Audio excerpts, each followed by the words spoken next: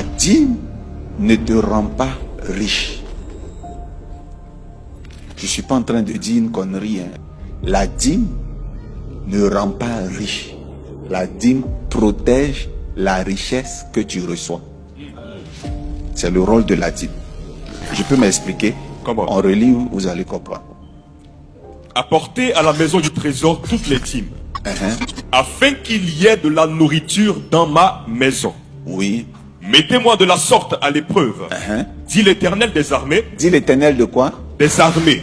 Donc quand vous payez la dîme, vous invitez un Dieu. Malachie 10, Malachie 3, 10. Écoutez-moi bien, lequel des dieux vous invoquez? Lequel du nom de Dieu vous invoquez? Quel esprit de Dieu que la dîme active? C'est dans la suite.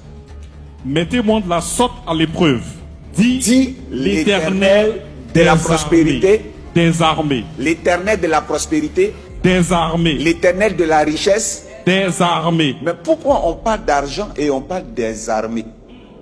Bien aimé, la dîme vient pour protéger ce que Dieu vous donne déjà. Si vous payez la dîme, voilà ce que vous devez savoir. Moi, Dieu, je vous bénis. J'ouvre les écluses des cieux et je vous envoie toujours l'argent. Le seul problème, c'est que malgré que je vous envoie l'argent, vous n'êtes pas bénis. Je vérifie pourquoi vous n'êtes pas bénis. C'est à cause du dévoreur. On ne parle pas de dévoreur s'il n'y a pas quelque chose à dévorer. Dieu ne peut pas dire qu'il va menacer le dévoreur s'il ne t'a rien donné qui est dévorable.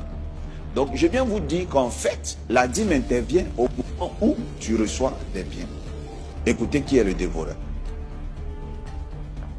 Jean 10, verset 10. Le voleur ne vient que pour voler. Le voleur ne vient que pour voler, égorger et détruire.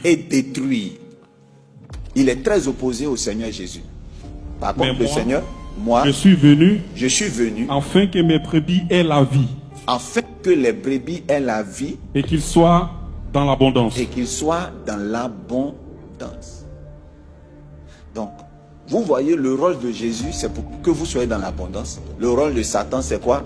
De dévorer, d'égorger et de détruire. Donc, toute main sèche, c'est le diable. Toute mort prématurée, c'est le diable. Tout ce que vous construisez qui se détruit après, tout ça, c'est Satan. Vous voyez, ce récipient-là, vous le voyez? Regardez bien, il y a à l'intérieur des bananes. Donc du coup, les bananes là tiennent bien dans ce récipient. Si je mets un trou ici, considérons que c'est un liquide que je reçois. Si on verse un liquide ici, au bout d'un jour, est-ce que le liquide sera toujours à l'intérieur s'il y a un trou? Je viens vous donner une information. Le dévoreur, c'est une entité qui vient ronger le récipient dans lequel Dieu dépose la bénédiction.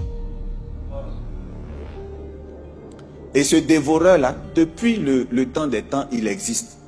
Il n'existe pas un humain qui n'a pas un dévoreur dans sa vie. Jean 10, 10. Il n'existe pas un humain qui n'a pas un dévoreur dans sa vie. Alors, aujourd'hui, il faut que ce soit clair. Vous qui vous plaignez, vous qui faites des réclamations, Dieu dit qu'il vous bénit. Sauf que vous ne sentez pas cette bénédiction parce qu'il y a un dévoreur. Donc Dieu, il est responsable de ce qu'il vous donne, mais il n'est pas responsable de ce qui reste après qu'il vous ait donné.